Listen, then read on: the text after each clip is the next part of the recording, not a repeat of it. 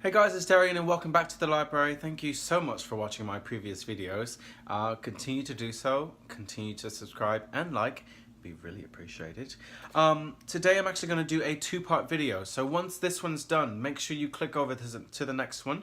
To the first one, I'm going to actually speak about something I've been asked to do by a couple of people some years ago, and also just recently by Isaac 2 days ago, and he put it back in my mind to make this video.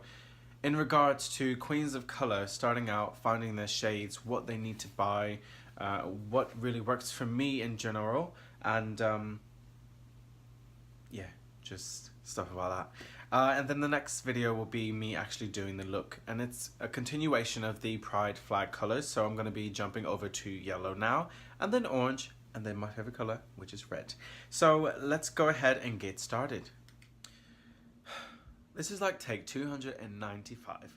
I really hope I'm not the only one that does repetitive recordings to get the perfect one, but this stuff is hard. So I kind of compiled a list of things to speak about in regards to what I've done over the years since I started drag when I was about 18 or 19, and how to find shades of foundation and highlight and concealer, and also just a few price estimates from stores that I have shopped at. I do want to say one thing though, because a lot of people think that drag is something that you can just really jump into. Of course you can, but people don't realize that drag is a lot of work, and it's very expensive as well, because you have to, you know, pay for everything that you buy. If you want to look good, it takes some money. So starting with the primer, depending on your skin type, whether it's dry or oily, there are different primers that you can buy to kind of correct the process of doing your makeup. Also, if you have like, you know, red blemishes or dark spots, like I have some under my jawline, and then sometimes depending on how much I've slept, I get the dark spots under my eyes or the bags. So there are things like you use the reds or the oranges to get rid of the dark, and if it's red, use like a blue or green to get rid of that. So the primer that I'm using, because I ran out of my MAC primer like last month, is this Maybelline Master Prime in 050, and it's really good, and it's worked amazing for me, and it helps my, you know, foundation and concealer really just, you know, spread out, I guess. Yeah. So with the foundation and the highlight concealer, I spoke about this in my other video, the last one, and that usually works for me, but a good rule of thumb also is to go to your neck, because those areas like right here are hit first with your face as well, so they're usually and generally the same color as your face. So usually this area is your foundation color, and then if you, I'm gonna get naked for you, so watch out. Usually these areas will be your concealer, highlight color, as well as maybe sometimes, yeah, those colors. And I ran out of my pan stick from Kryolan. That's why you've seen me use my Fenty Beauty products. A Kryolan pan stick usually goes for about $24, depending on where you get them from. I shop at Embellish FX in Orlando for my drag makeup usually. A friend of mine actually owns a store. I'll drop the link down below. And with Kryolan, actually I didn't know this, but one of the employees in Ben's store actually told me this, and I didn't realize this. I was like, wow. With Kryolan and in Europe, their rules on, you know, makeup and whatnot is much different. So in the States, their pigment, the pigment allowed is about 20 to 25%, but in Germany it's 60 to 65. So pan sticks, though they are expensive, they do last a long time. The one that I just ran out of, I had that one for about 4 years. So that really says a lot, and you don't have to use a lot because they go on very thick and they spread out very well. So I also get my concealer highlighters from them, so I usually sometimes, depending on my shade or how much I've been outside and not, it changes, so I have many different ones. So moving on to setting powders, if you watched my last video, I did speak very quickly about using the Airspun Coty powder. I don't know why, and maybe it's just me and I need to practice more, but it just makes me look very dry when I use it. So what I do actually is I go and I buy Graftobian or any other, loose powder, finishing powder, and I use the color that's closest to my foundation or my concealer, and I use that instead because it won't take away from the look and color of that product.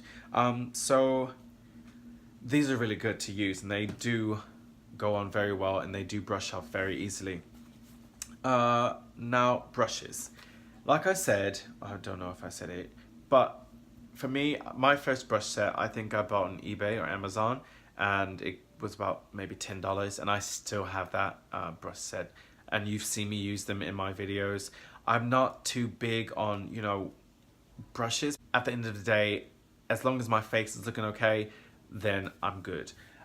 So starting up with drag, you don't have to spend too much money. Like if you have that one good brush set, you can buy eyeshadows off of eBay and Amazon.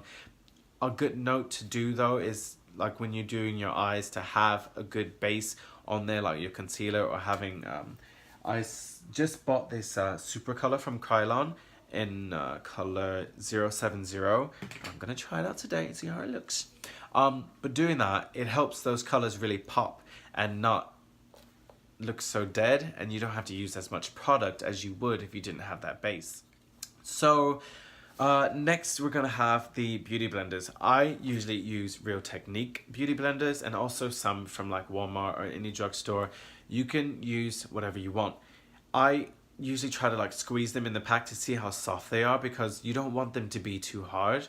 You want them to be kind of soft so it can kind of mush into your face and move that product along, and that really helps a lot.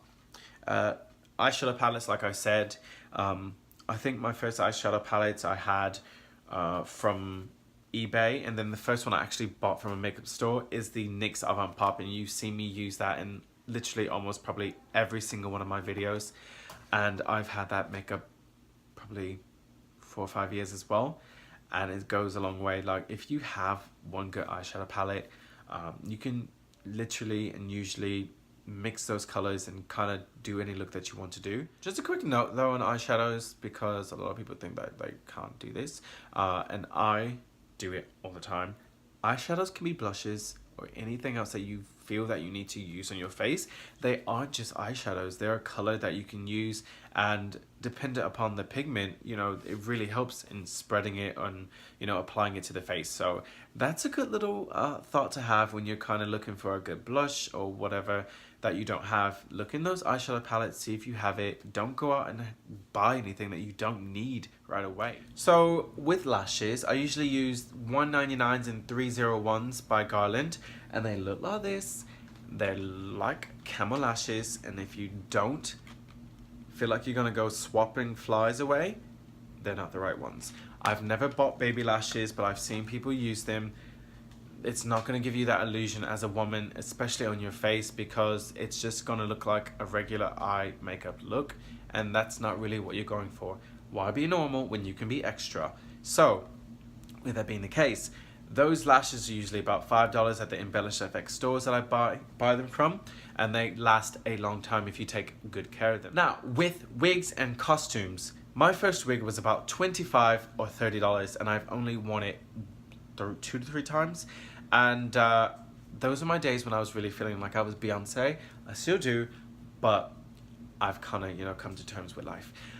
So a good idea to do and a good thing to do is to buy one good wig that you can use literally for so many looks and change it up. You can put it up, you can leave it down, if you can cut it, that's great, but depending on if you want to spend money, you're not sure if you want to continue with drag, I wouldn't suggest going out and buying 17 wigs that you're never going to use again. And if you don't use them again, you can always sell them, because people are always, looking to buy things off of people, and it happens, and you can always get your money back. Not all of it, but some of it.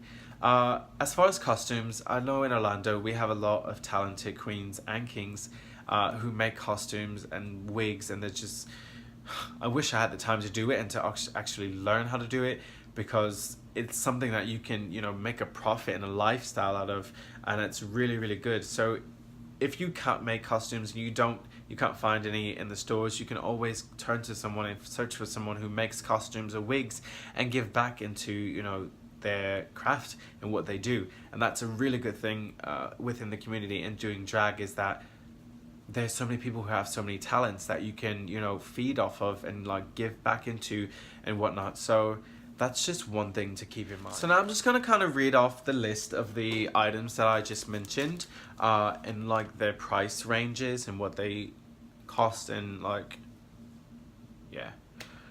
Don't think I'm going out here spending like $200 every single time. I like to treat myself at least maybe once or twice a month when I can, because, you know, bills, life, stuff happens. So like I said, the Kryolan pan sticks usually cost about $24, but they also have, you know, these little mini makeup palettes, and they're called like Super Color. And those usually go for about like $9.80 at the store that I shop at, like I said, in Bellish. Now with like the primers, I think that my primer was about maybe $6. In MAC, I think they're like 18, maybe 20. I don't know. Look at that Adam's apple. She's the man. So like the lashes are $5. This Darrian loose powder that I was talking about, usually I believe is about $10, but I got it on sale. Also, that's a really good thing. If you can find things that are on sale, that will save you so much money. You don't have to buy full price items all the time. Like at Ulta, like I like to go and look for the sales, and then you don't have to be ashamed of that. There's nothing to be ashamed of looking for sales, because people like to save money. At Ulta, like I said, I usually use the Real Technique sponges, and those usually go for about like $8. With Ulta and Sephora, you can always sign up for like the rewards deals, and with every dollar that you spend, you get a point. So when you hit a certain number, you can get money off of the prices that you spend, or you can get little, you know, like samples of like their products that they have in the store. One last thing before we start the look, I was actually having this conversation with Patrick in the comments on one of my other videos about eyebrows. Now, I use Elmer's washable glue stick, and that really works well for me. Eyebrows can be very difficult if you don't take your time with them. You can't rush through them, because if you do, then you risk the possibility of them, you know, starting to lift once you put that powder on, or once you get your entire look on, they start to fall apart. So take your time with your eyebrows, sorry. So what I usually do is I do about 4 to 5 layers on with the glue stick before I put the powder on sometimes, or if I'm really sweaty or like, you know, oily that day, I'll put about 2 coats of powder sometimes, and then like 4 or 5 coats of the glue stick. But it just depends on what works best for you. You can also use Prozaid. Now with Prozaid, you need to buy the equivalent for the removing, to remove it, because if you don't use that, then you risk the possibility of ripping skin and taking off those eyebrows, and I know you don't want that to happen. So I think the little mini bottles usually go for about $9, and I'm sure the bigger ones are about maybe 20, maybe more, I'm not sure. I don't generally use Prozaid because the Elmer's glue honestly just works good for me. And then also you have the spirit gum. Now with spirit gum, you really have to take your time and use some effort with that, because it goes in and you need to like make sure you press it into the brows, and also that it's tacky before you put on that loose powder, because if you do it when it's not completely flat, then you will have, you know, lumps and bubbles, and you don't really want that. So let's go ahead and get this look started, and bam.